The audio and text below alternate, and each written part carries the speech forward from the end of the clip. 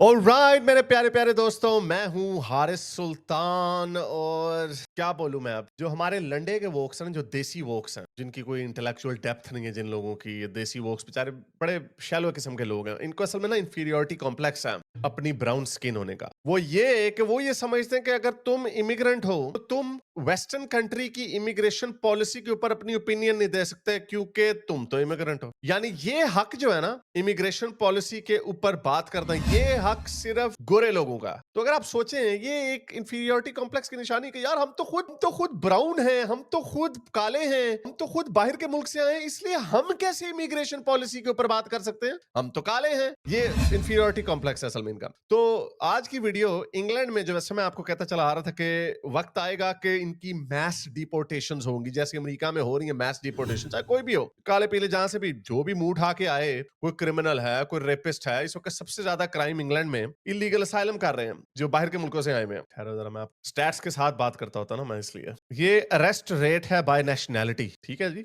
सबसे ऊपर कौन है? अल्बानिया, ठीक है जी। सबसे ऊपर अल्बानिया। ये एक थिंक टैंक है, सेंटर फॉर माइग्रेशन कंट्रोल। अब कई लोग कहते हैं राइट विंग का थिंक टैंक है इसलिए, लेकिन ये इन्होंने पब्लिश की है रिपोर्ट। गवर्नमेंट ने इसको चैलेंज नहीं किया। इंग्लैंड में आपको पता बड़े अच्छे लाइबल लॉज हैं, तो बड़े आराम से चैलेंज हो जाना था, लेकिन ये चैलेंज नहीं हुआ क्योंकि इसमें सच्चाई है। हर 1000 अल्बानियन लोगों में से 209 अल्बानियन जो है वो अरेस्ट होते हैं। फिर नंबर 2 पे आता है Afghanistan, Iraq, Algerian, Morocco, Somalia, Eritrea, Iran, Sudan, Vietnam, Syria. जो ब्रिटिश बॉर्न है, जिसके अंदर देसी भी है बाय द वे, वो यहाँ पे हैं। यानी वो सिर्फ 12 होते हैं। ये नेशनल एवरेज से कितना ज्यादा बड़ा नंबर है। ये सारे इलीगल माइग्रेंट्स हैं, या फिर कई लीगल माइग्रेंट्स भी हैं, लेकिन ये बहरहाल वो लोग हैं जिनकी नेशनैलिटी ब्रिटिश नहीं है, यानी इनके पास ब्रिटेन का पासपोर्ट नहीं है। तो एक कॉमन सेंस सी बात है, अफगानिस्तान के लोगों को डिपोर्ट किया है। कई बीच में आटे के साथ घुन भी पिसता, अनफॉर्चुनेटली। तो मैं तो उसके लिए भी कहता हूँ, अपने मुल्क के फैब्रिक को देखना पड़ता है आपको। ये टफ डिसीजंस लेने पड़ते हैं, और ये किसी ने अपनी मर्जी से नहीं लिया। ये पिछले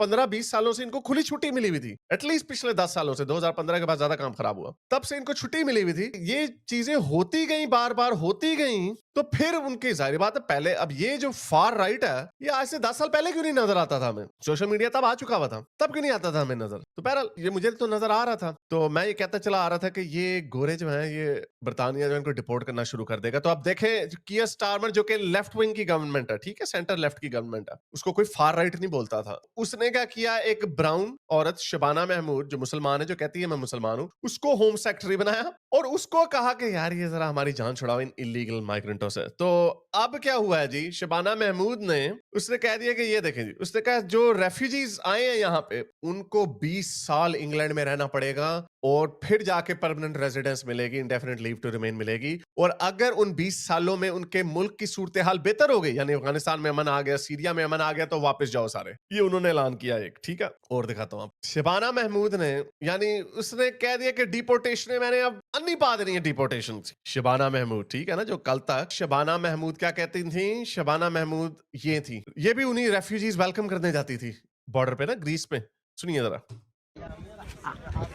We're still here at Skibenia, where another boat of refugees has arrived over from Turkey, and the layout is that there's a clothes station where they can get some dry clothes, and then there's a medic station, and then there's some food. All of this is being provided primarily by. तो बहरहाल ये कह रही है कि ये Greece में गई, वहां पे कि तुर्की से आए हैं, अभी कुछ लोग बड़े बेचारे बुरे हालात में हैं, उनको पानी हम दे रहे हैं, ये वो वगैरह। Okay, some people might say कि वो सिर्फ रिपोर्ट कर रही थी, लेकिन उनको सपोर्ट नहीं कर रही थी। मैं जरा एक और इनकी पुरानी वीडियो आपको दिखा दूं, तो स्टेप बाय स्टेप चलते हैं, ठीक है। ये पुरानी video. No specific plans regarding amnesty for undocumented workers. Myself personally, as a Labour backbench member of Parliament, I do support a general amnesty for all people who are already in the country, so they can regularise their status and start playing a full part in British society.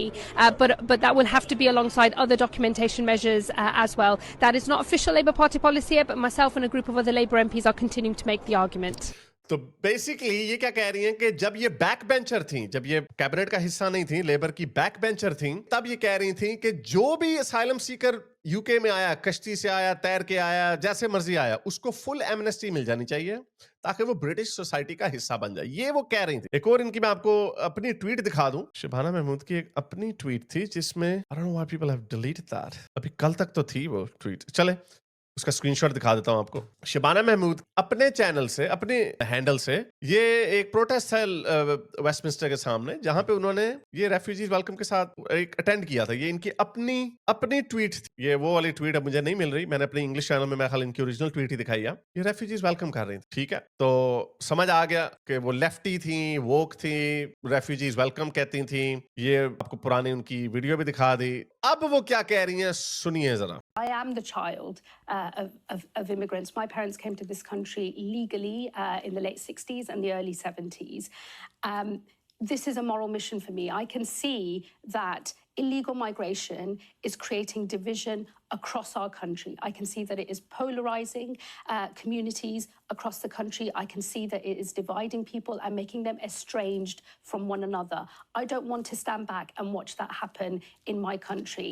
What is happening with our illegal migration system is this is a broken system. It's not right-wing talking points or fake news or misinformation. सुना आपने कि ये system जो है कि illegally लोग कश्ती भर भर के आ रहे हैं, रोज 1000 आ रहे हैं, कभी अब ये नंबर लाख पे पहुंच गया, 3 लाख पे पहुंच जाएगा, 1 मिलियन, 10 मिलियन, क्या नंबर क्या है? किसी के पास का जवाब नहीं। ऑब्वियसली आप जब ये किए जाएंगे, क्राइम ऊपर भी मैंने आपको दिखा दिया, क्राइम ऊपर जाता है, सेक्सुअल वायलेंस ऊपर जाता है, और जो बेचारा बात करता है उसको कहते हैं चुप करके बैठ जाओ, फिर दंगे ही होंगे ना। तो वो दंगे होना शुरू हो गए। तो ये वो वजह है कि शबाना महमूद, और अभी ये बताएंगी कि उन्होंने पलटी कैसे चुपके से खा ली। कल तक रेफ्यूजीज वेलकम कह रही थी, टॉमी रॉबिन्सन जैसे लोगों को फार राइट कह रही थी, अब कह रही है भाई ये क्या? ये इसलिए है क्योंकि आपको, और ये हमारे जो लंडे के बोक्स हैं, रेफ्यूजीज आकर you are also brown, they want to deport you to, पेंडे रख के बंदा इनके मुंह पे छेतर मारे इन पेंडों के। अच्छा अब देखें पलटी खा ली, अब ये क्या कह रही है कि फार राइट कोई इशू नहीं है ये। That is suggesting that we've got a problem. I know because I have now seen this system inside out. It is a अरे अब मैंने अंदर आके देखा तो मुझे एहसास हुआ है कि ये सिस्टम ब्रोकन है। इनसाइड मैंने अंदर से देखा कि तो पहले जो कॉमन सेंस नहीं है, ये इसको कहते हैं आइडियोलॉजिकल ब्रेन वॉशिंग। इतनी आइडियोलॉजिकल ब्रेन वॉशिंग कई लोगों की हो चुकी होती है कि वो अपने शेल में घुस के देखते ही नहीं, कानों में उंगलियां, तूने कहा ला ला ला मैंने नहीं सुनना कुछ, झूठ है, गप है, ओ पेड़े तानू भी काट दें इनके बाहर, नहीं नहीं फार राइट है ये पेड़े डफर। मैं इसलिए कहता हूँ ये जितने स्पेशली जो देसी जो है ना, मैं इसलिए कहता हूँ भाई मुझे तो पता 20 साल, ये पेड़े तो बेचारे अभी भी आए ना कहीं जो मैं देखता हूँ,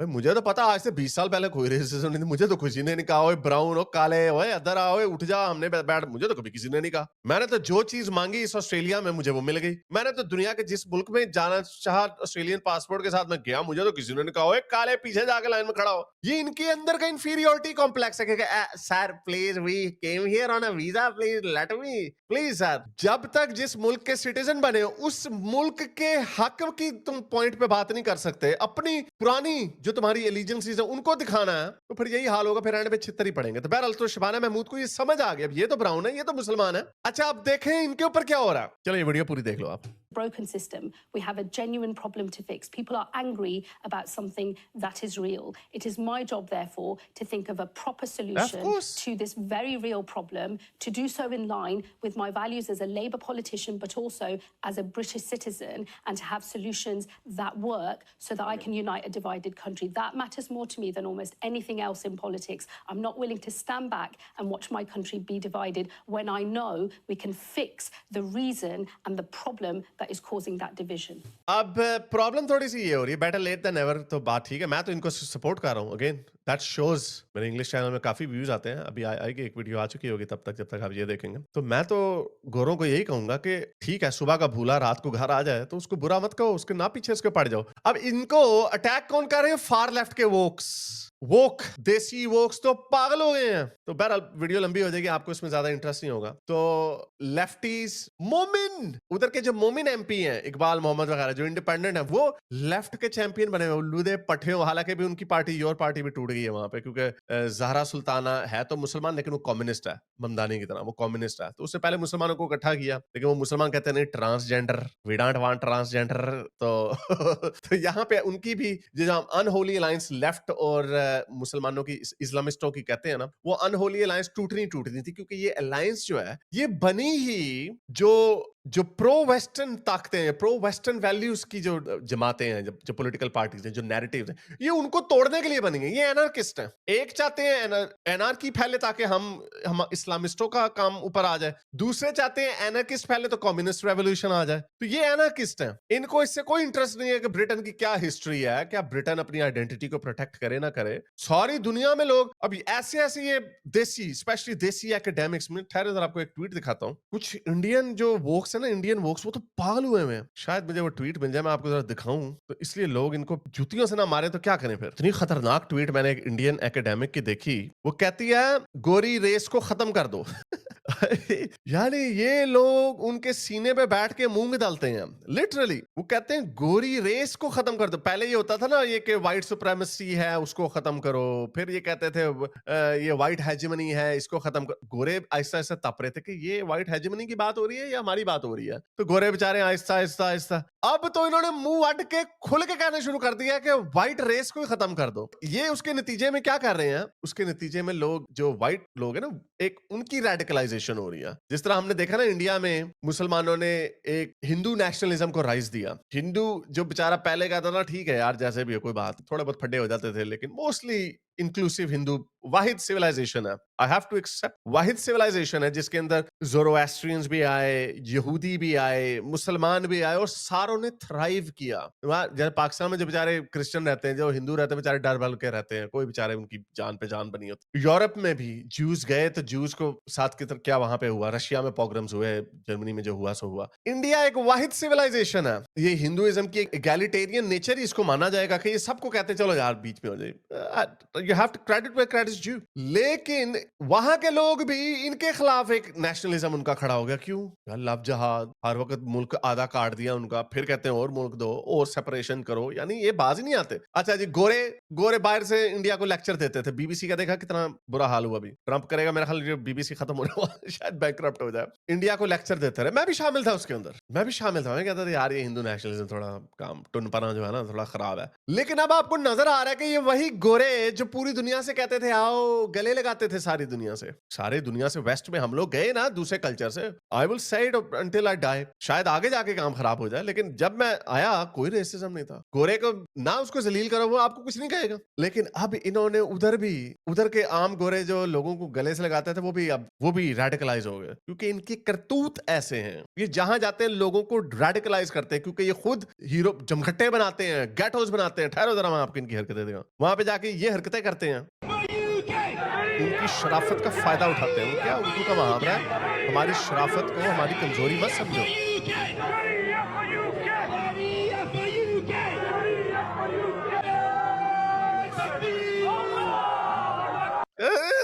अच्छा गोरा देखो, ये पुलिस इनकी खड़ी हुई है। इमेजिन करो पंजाब पुलिस के सामने लोग नारे मार रहे हो, जय बजरंगबली, और एग्रेसिव नारे मार रहे हो, हिंद पाकिस्तान बनेगा हिंदुस्तान। पाकिस्तान पंजाब पुलिस ने छितरम छितरी कर देना। ये गोरे, ये देखो मस्कीन जया गोरा।